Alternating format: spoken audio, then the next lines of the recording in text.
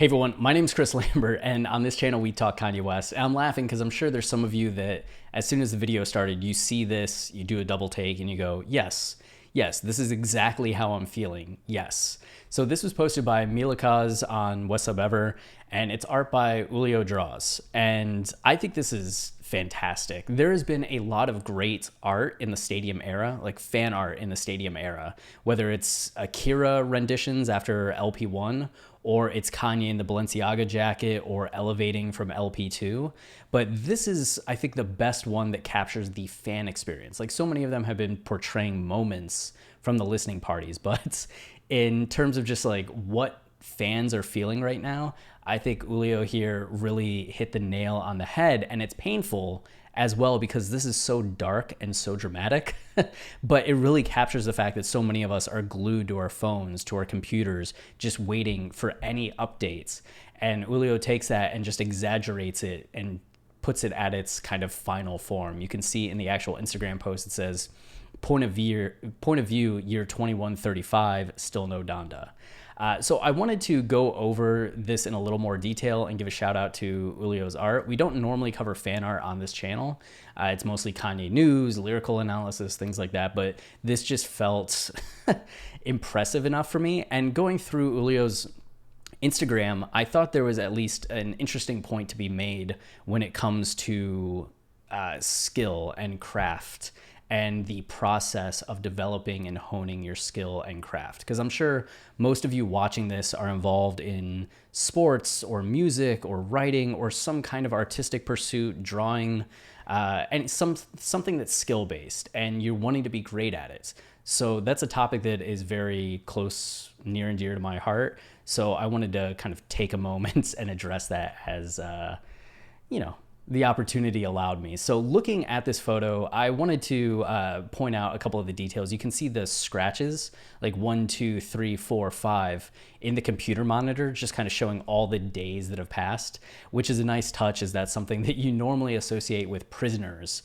that are in isolation. They'll count the days that have passed since they've been locked up by etching them into the wall like that. Usually you see it in movies or cartoons more so than real life, but it's funny in this context. And then the spider web showing just how long the time has passed. The lighting is great from the glow from the computer monitor that, you can imagine this person just sitting in darkness, as I'm sure many of us have, as we've waited for midnight to come and to see whether or not the album's going to come out. This detail, it kind of says Yeezy on the cup, which kind of implies to me that it's saying like you drank the Kool-Aid of Kanye, and this is what happens. And I will say that as great and poignant as this art is, I feel like there's a little bit of a subliminal here, because you can see that Hulio is a big Drake fan. There's a lot of Drake art in this, and it's just like a decade of greatness, like toast to Champagne Poppy, artist of the decade, which, there's a little bit of a cold war between Drake fans and Kanye fans, which I think most of the time is friendly. But I can see Hulio being like a Drake fan that's very entertained by what Kanye fans are going through right now. And that's where the Kool-Aid cup idea kind of comes in. So the photo, or the artwork, I think is really stunning, very visceral. Like, I had a visceral reaction when I first saw it. But getting into what I was talking about the lessons in skill, you can see different eras in Hulio's work here, going from the most recent back to the very beginning. And one of the things just to point out, as you can see, going from top to bottom, is how singularly focused these early works are on an individual, right? And you have some that are a little more realistic than others, some that are a little more surreal. You can see that some of these focus more on the eyes, on the crying, on the enlarged eye, and you kind of get that going on as a series, like Cardi here, with the focus on these like cyborg eyes, George Floyd as well. And then it starts getting more cartoony, right? It starts getting very anime, very pop culture, very comic booky. You even have like Knuckles, you have Goku and Vegeta in interpretations. Again, singular figures, still a focus on the eyes, but you can see how much more like colorful, and the use of color and the development of like color contrasts that are going on in this era. And now we start to see some backgrounds coming in, like a little bit more focus on the background, where in these early ones, the background is just a block of color. All the focus is on the character that is being portrayed or the person that is being portrayed. And now this starts to get a little more realistic. It's like the comic book style, but brought into a realm of realism. And now here we finally, yeah, some more Drake. And now here we get a completely different style, right?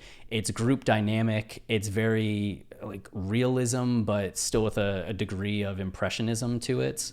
It's not like photographic realism, but you can see these figures like in heaven celebrating Pac's birthday, which is really like poignant. And there's a huge emphasis now on the facial expressions that each person has.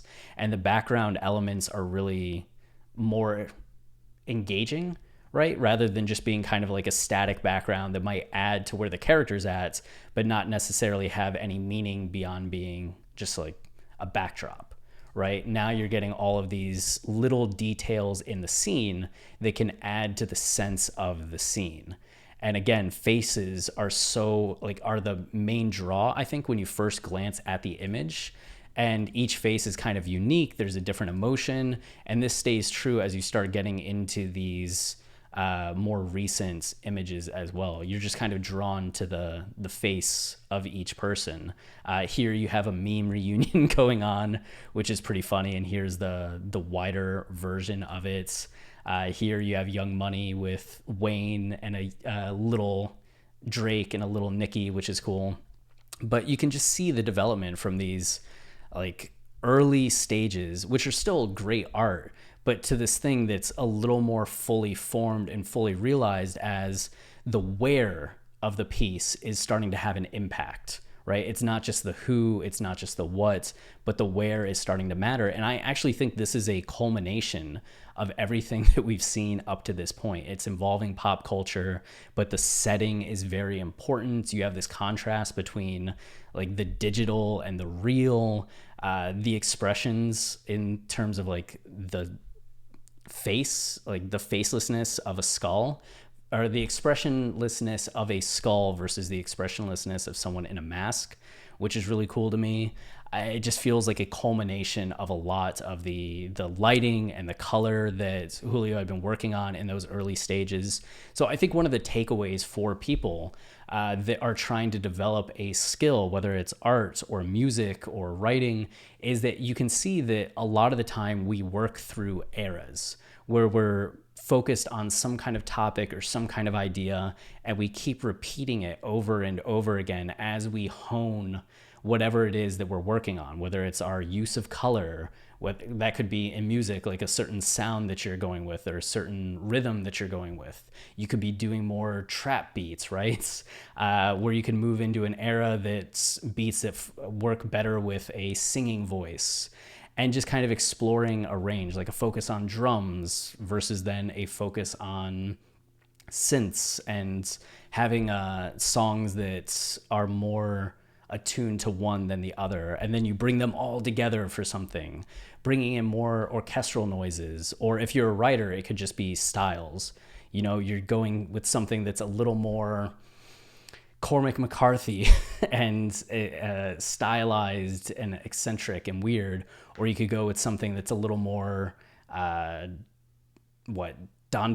that's grounded and kind of journalistic in some ways, but can be meandering and circular, that focuses a lot more on dialogue.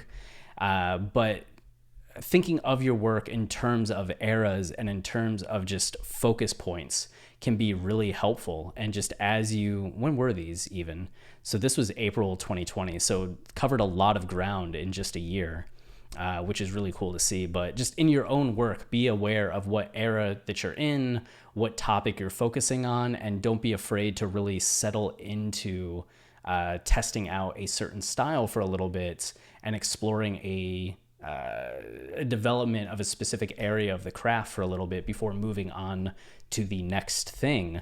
And you'll slowly start putting it all together and start having these more developed works that are really like humming, because there's so many interesting bits and pieces in them from the different areas that you've mastered over time. So that's it for this rambling video, but hopefully there was something in there that was useful for you, you know? So until next time, stay wavy and keep it loopy. Cheers.